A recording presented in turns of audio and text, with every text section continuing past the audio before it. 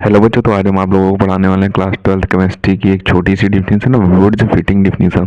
तो 2017, 18, 20, 22, 23 में पूछी गई, प्रीवियस ईयर में ये पूछी गई है, ज़्यादा पूछी गई, इसलिए हमने आपको पढ़ा रहे हैं क्योंकि अभी आपको केवल इम्पोर्टेंट पर ध्यान देना है। अभी आपका एग्जाम टाइम है, तो आपको इम्पोर्टेंट डिफिनीशन और नेम रिएक्शन पर ध्यान देना है, तो उन्हें आप अच्छे तरीके से तैयार कर लें जिससे आपके अच्छे नंबर मिल। तो ये प्रीवियस ईयर में बहुत बार आई है, इसलिए इसको हम समझा देते हैं।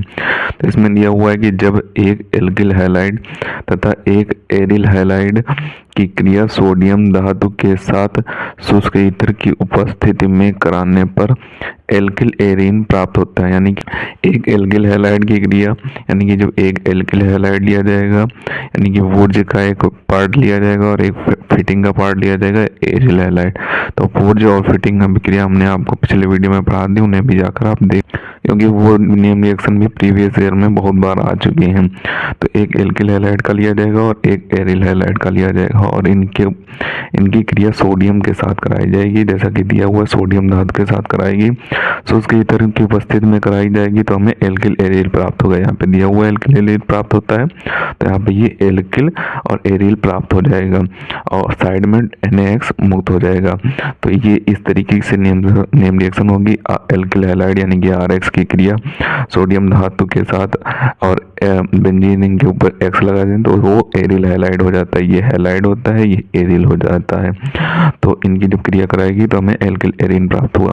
तो अब इसका एग्जाम्पल देख लेते हैं। एग्जाम्पल आपको तभी लिखना है जब आपको एग्जाम्पल पूरी तरीके से पता हो, और अगर नहीं पता है तो आप एग्जाम्पल छोड़ देना, इतना ही लिख देंगे तो आपको नंबर मिल जाएंगे। एग्जाम्पल आप लिख देंगे तो आपके एक भी नंबर कटने के चांस नहीं रहेंगे। तो एग्जाम्पल आपको तैयार कर लेना है। यहाँ पे R की जगह पे आपको CH3 में कार्बन श्रृंखला की कोई भी लिख सकते हैं, कोई भी कार्बन चैन का कोई भी तत्व लिख सकते हैं, और X की जगह पे Br लिख देंगे, Cl लिख देंगे, कुछ भी लिख देंगे, VRCl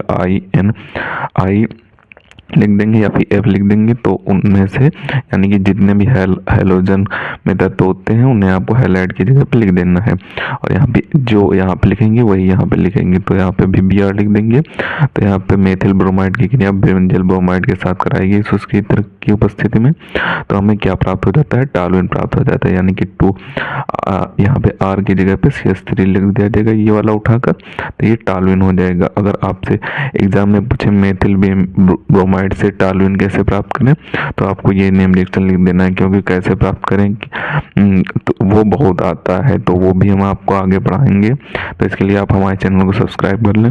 तो सबसे पहले इस टॉपिक का आप स्क्रीनशॉट करें ऊपर से, और आप जो एग्जाम्पल दिया हुआ है उसका भी स्क्रीनशॉट कर लें। तो इसे आपको अच्छे तरीके से तैयार कर लेना है, इम्पोर्टेंट है, कई सालों से लगातार पूछी जा रही है, इस साल भी इसके आने के चांसेस हैं। तो मिलते हैं किसी नए वीडियो में नए टॉपिक के साथ, तब तक के लिए धन्यवाद। और अगर अभी तक आपने हमारे चैनल को सब्सक्राइब नहीं किया तो सब्सक्राइब जरूर कर लें, क्योंकि हम इसी तरीके से इंपॉर्टेंट टॉपिक पर वीडियो डालते हैं।